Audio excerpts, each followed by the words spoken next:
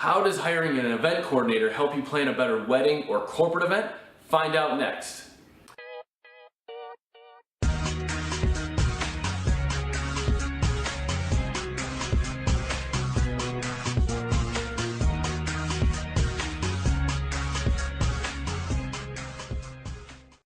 Hey everyone, Russ, Climie, Tiberius Images here, photographer in Grand Rapids. I'm excited to share with you the latest installment of our series of interviews with professionals in the West Michigan area. Today, you'll meet Adrien from RSVP Events. She's an event coordinator, event planner with a company that's been around 30 years. She recently purchased the company, RSVP Events, from the previous owner, but I've known Adrien for the past 10 years as she made her way through the event world, working first at Frederick Meyer Gardens and then having her own planning company and now purchasing RSVP Events. Today's interview, we're going to go through a whole bunch of information in terms of what it looks like to plan events, some of the tips that she suggests people think about when it comes to planning a wedding or a corporate event, and some of her best business advice. So I highly recommend you watch the entirety of it and enjoy. So I'm so glad you're here today to be able to share with us your experience in the event design world and running events the past 10 plus years I've actually known you through that history. So I'll ask you about that in a second. But I'd love for you to tell the audience, you know, who you are as an event planner and kind of what RSVP Events does here in West Michigan. Well, yes, I've been in the industry for about 11 years now in Grand Rapids, Michigan, and I started, doing event planning for a small venue here in Grand Rapids, and wanted to expand with the event industry, and went into business for myself for a few years, and then bought out RSVP Events somewhat recently, and we're doing very well. I do everything from galas to bridal showers to corporate events. Lots of weddings right now. It's wedding season, so just staying busy right now this summer. Yeah, I'm glad you could take time out today and come down amidst all the planning stuff. So I'm super excited. And I've known you for, like I said, like 10, 11 years, and I can definitely tell you guys that I've had experience working with Adrien specifically and RSVP in general the last 10 years, and they do a fantastic job. So I'm excited to be able to link to a bunch of your stuff and your website so people can see what you've done and what you like to do. So how did you decide to get into the event? How do you define it? Do you call yourself an event professional, a wedding planner? What's that language like these days? Well, yeah. So I wouldn't really categorize it as a wedding planner in the general term. I would just say an event coordinator, just because we do more than just weddings. Okay. But I got into it. I started at Frederick Meyer Gardens out of college. Okay. And really loved doing it. I'm very detail oriented. You have to be very organized in this industry, keeping track of all these weddings and events and details that each throw at you.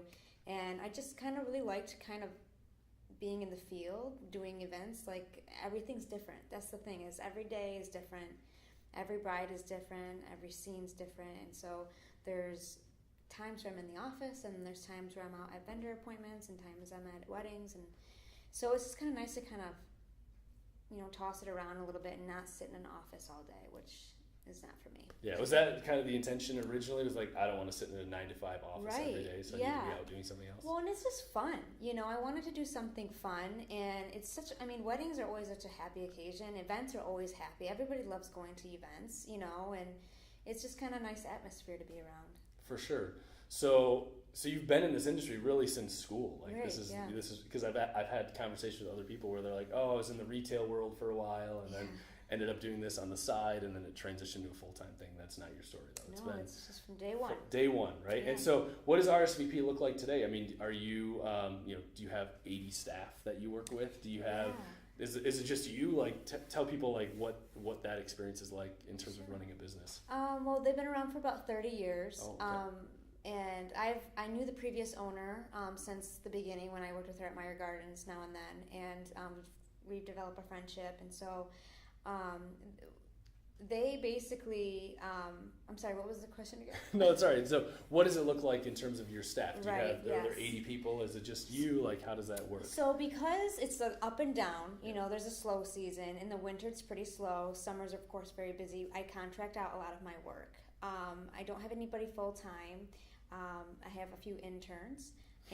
But a lot of it's just contracted out help, and I've got about 5 to 6 ladies that I've known whether it's with the previous owner with RSVP, they've taken over with me, or I've known other ladies in the industry for, some of them 5 to 8 years. Yeah, obviously I've known Lori for a long time. Yeah. She's one of the women that works Yep. with you. So yeah, and so how do people become an intern with RSVP? Like if somebody's interested in the wedding and event world, should they reach out to you and say, I'd like to intern? How does that work? Do you have a process? Yeah, well, of course, we check out all of the colleges in the area. We post on there, and then we ask for a resume to some extent, and we understand, because I was there too, they're not going to have a lot of experience at this point, and it's just kind of nice to see how confident they are with themselves, how comfortable they are with other people, and how quickly they are to adapt to situations.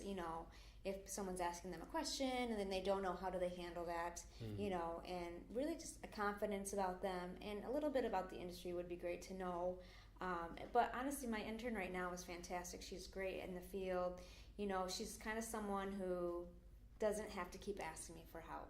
She's one that sees something that needs to be done and does it. It's kind of nice. I was going to say, it sounds like from my, I guess, outward experience of seeing you at work, I'd say you're very much a people-oriented person, you really even though you're detailed.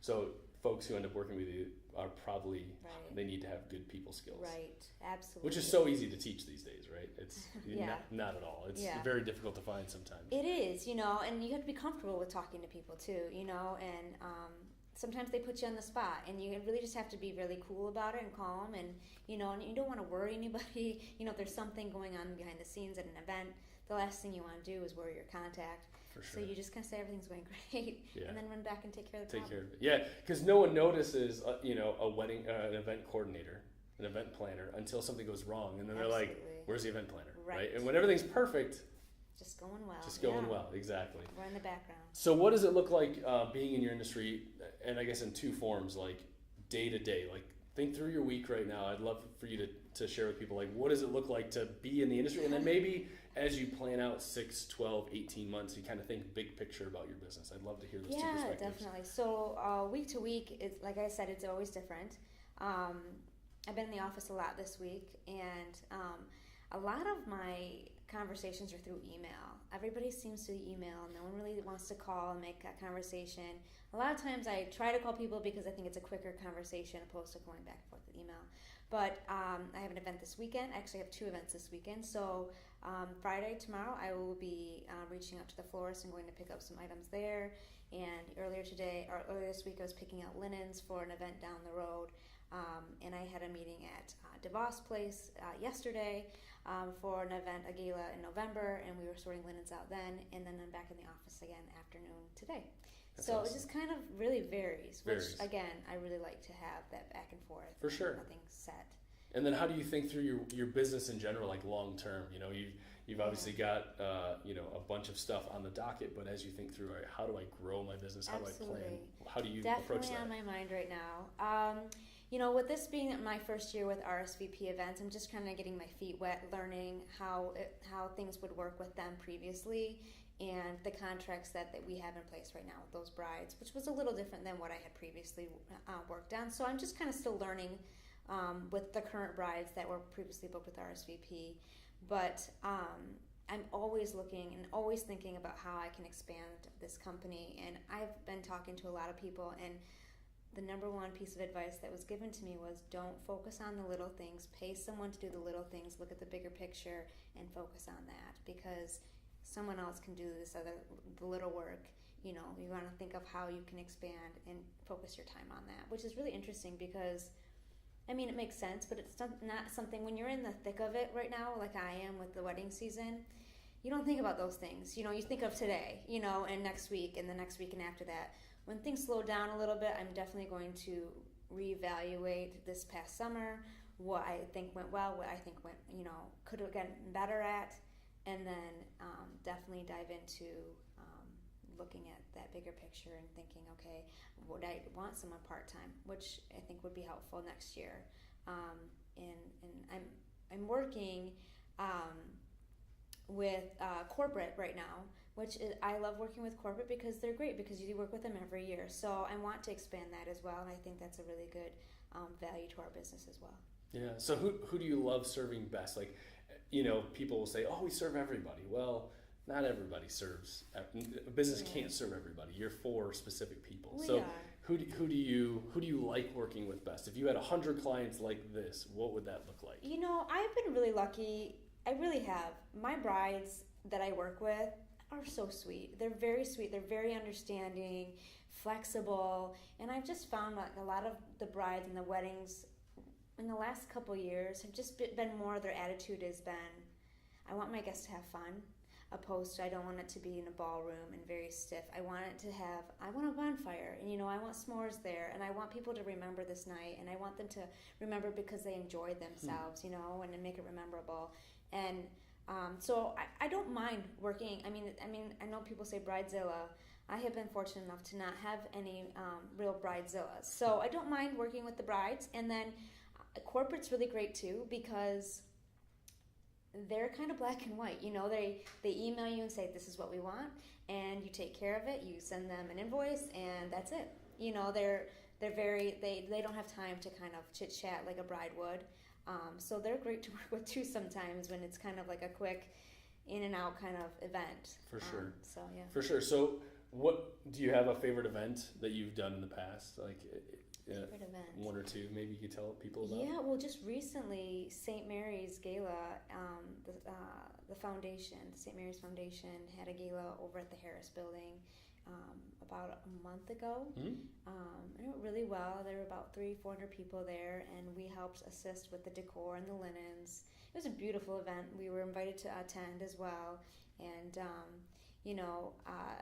I think it was just a big hit. Lots of beautiful lights, great people. Everybody was so appreciative of the work we did, and I think it was just and the best part about it is we booked that event probably a month and a half before the event took place, which is rare. Usually with events like that, we're working months out. So we kind of pulled it together, and it went really well. For sure. And just so you guys know, we actually photographed the event, so Yes. I'll make sure to put the link to the photo so you can see Adrien's great work for her team, because we've got all the detailed photos of it, which is great, because St. Mary's has been a client of ours for a long time. Yeah. So I'm glad that you could come, and that's great that you enjoyed that event, because I know all the guests did as well. Yeah, so, great food, everything. So what's the best thing about your industry? Like you've got some favorite events you've done. What do you like best about the industry? It's gonna sound really silly, and it's not even like something like crazy and unique. It's just a lot of fun, and life is it's long, and you really want to enjoy what you do, and I have taken jobs in college, and I had a job before jumping into Meyer Gardens that I was not happy with, and I realized then if you're not happy in your job, you're not happy with a lot of things in your life, because it reflects a lot of your personal life, your job does. And so I kind of just learned early on that you need to be happy with what you do, and I think I fit the part really well. I think I have a lot of great, design ideas and things like that, and I just think it just kind of comes natural to me. For sure. So what are you seeing right now that you love seeing either brides or businesses do in the event design world? Like, I'm sure there were trends 10 years ago that have stopped and they're not there anymore. So what do you see as the emerging trends that maybe a business, if they're going to hold an event, or a bride who's planning a wedding for 2018, what should they be looking at in terms of things to do or things to not do? Maybe that might be a better question. Well, I think the whole barn thing, I have a couple barn weddings, and for the last couple of years, I think that was kind of the thing, that rustic look, and I think it's still great. Lots of burlap. Lots of burlap, lots of moss, and so and I just had one the other day, and it was stunning, and it was very beautiful. But I think that may be something that's kind of fading out now, and a lot of like vineyards. I'm doing a lot of vineyards, like wineries and things like that, and they're more intimate. They're smaller weddings now, where with having a smaller guest count, you have more funds to make it more your own, and spend money on nicer things, because the more guests you have, the smaller your budget's going to be to use on decor and cakes and sure. Linens, things like that. So that's what I'm finding that might be coming in 2018, is just that smaller guest count. Yeah. And then making it more intimate for everybody. And then for corporate, I mean, I mean, of course, the photo booth. Everybody has to have the photo booth still. I don't think that's going away anytime soon. People love it, getting pictures by it. And now they can post, like at the gala we were at, that they can post them on a big screen. Yeah, post them right like, immediately. And they loop all night. So I think people just love seeing that too. And donut walls are becoming a thing now. Wait. Explain this. Wait, I've not heard this at all. Yeah, it's just a wall with like little pegs coming out, and you just put donuts on it, and it's just a like as a dessert. Like people eat the donuts. Yes. So we were actually this I'm very intrigued by this. I've not seen this one at all. People don't want. Well, I shouldn't say people, all people, but I'm finding a lot of people don't want big, large wedding cakes anymore. They want like mini desserts. Some people, it's funny to me that I have brides that don't like cake, but they order a cake for picture purposes. Really? Yeah, no. It's not me, but I get it. Yeah. You got to have the picture of the cake cutting. I have a bride in October. They're literally ordering a cake, a small cake, for pictures only. And then they're doing a huge display of like mini desserts because they want to kind of cater to their guests too. Mm-hmm. How many times do we get served cake and you look around at the end of the night and no one's eating it? It's a waste. So are you a cake fan or are you? I'm not. You're not. So what would you do for a dessert course? It depends what time of year. Like if it's a fall, I love pies. I think it's a really cute display. I think people love helping themselves to different things and they can come back for seconds if they want. Mini desserts are great too. I love cheesecake. I'm kind of a sucker for cheesecake. So, I'm not opposed to a lot of things, but I probably wouldn't get a cake. Yeah, we my wife and I are not cake fans either, and we look back now. We've been married a while, but at our reception, we had this massive towering cake, and it was like the worst idea ever because neither is like cake. And we think back now after seeing what we've seen in the wedding industry, we're like, we should have done an ice cream bar. Like, because I love ice cream, she loves ice cream. Like, absolutely, would have totally been a hit for the night. But for some reason, we didn't think of it. I don't know. Well, wedding cakes can be expensive, depending on how big they are and what's included in them. And it adds up. Yeah, I'll pull out a wedding cake photo of ours from we got married in 2002, so it's a while ago. Did you have like 8 Oh tiers? Yeah, it was 8 tiers. I had like a fountain and everything. No, I was just gonna ask you, did you have the columns at the fountain? Oh yeah, and we almost knocked it over when we were cutting it. Was it champagne? You could put one of your flutes under it? I don't know. I don't remember. I'll have to go dig out a photo and see if we even have one of those just to share with you. It's terrible. No one's seen our photos because they were so bad back in the day. Now you got to bring them out. Yeah, but I don't know if people could pay me enough money to share those because they were bad. So what questions do you get asked a bunch? Like typically I find most vendors, most people in the industry get asked a question or two over and over and over again. So I would love you to think about what you get asked and then answer it, so now you can have a way to educate people on the standard questions. Have an answer. What is it? What question do you get asked? The question I get asked is, how much does it cost for a wedding? And it makes me laugh because there are so many umbrellas. There's just so many webs to a wedding, and there's just so many decisions to be made. You cannot just say to somebody, "Oh, what's the ballpark price?" That depends on what you want to spend, how many guests you have, what kind of food you want to serve, your location. I mean, everything. Your cost depends on everything in your wedding, and to have someone, which it happens a lot. People say, "Can you give me an idea of what it would cost to have a wedding with you?" And I can tell them what our pricing would be, but to tell them without diving in and finding out, are you gonna have a bar? How's the catering going to be? What's your guest count? Those things, those are the big things. Guest counts, bar, and catering, I think, are two really high expenses. And so by finding that information out, I could probably help them with that. But and budgeting, too, is really challenging. Yeah, it's the statement I tell people all the time is just because you don't know your budget doesn't mean you don't have a budget. Right. It just means you don't know your numbers, and that means you're kind of shooting from the hip. Mm-hmm. And what I found with most couples is if you know the venue and you know guest count, you can probably guesstimate what the overall budget is, and sometimes you're over and under. Is that at least a way for you to begin the conversation with the bride? Yeah, because actually nowadays, I find that there are vendors now that only have specific people, like caterers you can work with or bartenders you can work with, because they don't want new people coming in and out all the time and having to show them around.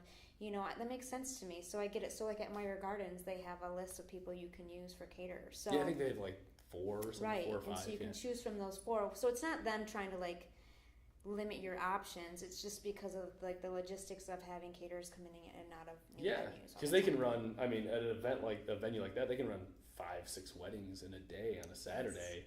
And so literally, I mean, imagine having 5 brand new caterers, 5 brand new florists, 5 brand new everybody show up, and you're trying to manage all the staff and show them, okay, this is where you can park your car, and this is where you load in, and this is where you load out, and here's where the trash is, and all that stuff. And I don't necessarily. I think it's necessary, or I don't think it's necessary like florists and photographers. But it's those big ones where like they need a kitchen, you know, and the bartenders are you going to use your bar area, so like they just want people who are familiar with it. So how do you help a bride think through, you know, that question? So she calls you and says, or emails you, how much for your wedding planning services? And you respond back with these type of questions. Is that right? Are there other things? Like, how does that first conversation go? Walk me through that. Yeah, I usually ask for a guest count, location of the wedding. You know, I have a couple weddings out in smaller towns, and they think that it's going to be less expensive, but sometimes it tends to be more expensive because you have to bring people in because you don't have all these wedding vendors in that town. So they have to travel, they charge for travel. So it adds up. So I think, like you said, location is really important to know. I do think guest count's important. Are you having a bar?